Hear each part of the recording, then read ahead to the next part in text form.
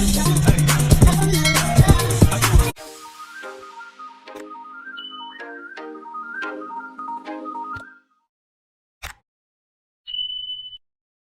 ng bayang, mga pag-asa ba ng bayan ay kabataan pa din? Subalit ang tanong ko ay bago mo sagutin. Pakinggan at tunawain mo muna ang sunod kong sasabihin at sabihin mo sa akin kung ang pag-asa ba ng bayang ito ay tayo pa din. Kabataan nga ba? Talaga ang pag-asa ng ating bayan kung ganon. Sige, pagmasdan niyo ang kasalukuyan. Madami sa kanila ang tumalikod na sa Diyos, mga batang tumanda nang hindi pa nakapagtapos. Mga batang sa maling gawi ay nalulong. Wala pa sa wastong edad, ilang beses nang nakulong. Mga pangaral ng magulang sinuway. Inakalang kaya na sarili at di na nagpagabay. Subalit, ang buhay masyadong mahiwaga. Napaikot ng mga mundong bagay ang pag-iisip ng mga bata. Bakit kamo? Simple lang, ang sariling interes ang inuuna.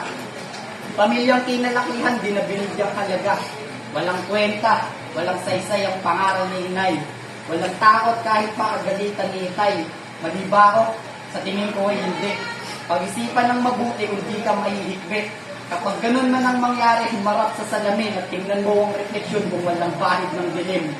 Kasi kabataan ngayon ay nagsipaghabaan ng mga sungay. Di na binibigyang importansya ang kahalagahan ng ating buhay. At ako na mismo ang sa inyong lahat ang siyang magpapatunay. Na kung minsan kung ano yung circle mong pinasukan ay yun ang sisira ng iyong buhay. Kasi madali lang tayo madala ng bulyaw, sariling utak at desisyon sa ating nagliligaw. Kabataan nga naman.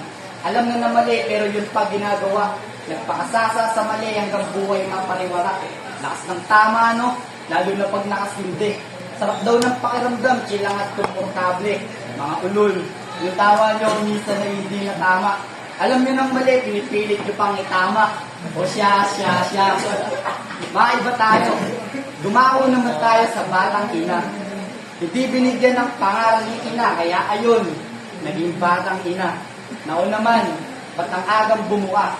Nadala lang ng matamis na salita, bubuha. Boboa. Malandi ka kasi. Hindi. Kasi kadalasan kasalanan ng mga lalaki. Pinipilit, pinipwersa ng madali yung babae. Mahal naman kita, kaya sige na ang gusto ko ay ibigay. Hoy ate sis, hindi yun pagmamahal, ang tawag na doon ay pangahalay. Masaya na pagkalalaki pag nakuha na gusto, subalit di nagpakalalaki nung nalamang may nabuo. Agaran ng lilisan, di na nakita ultimo kanino. Nagpakasasa na si Loko, takot at umiwas sa sustento. Ngayon kamusta kayo? Sa tanong ko ay may nabuo na bang sagot? Kung hindi ka tinamaan, sige ikaw ay sumagot. Mali ba ako? Sige, tumayo ka at manindigan.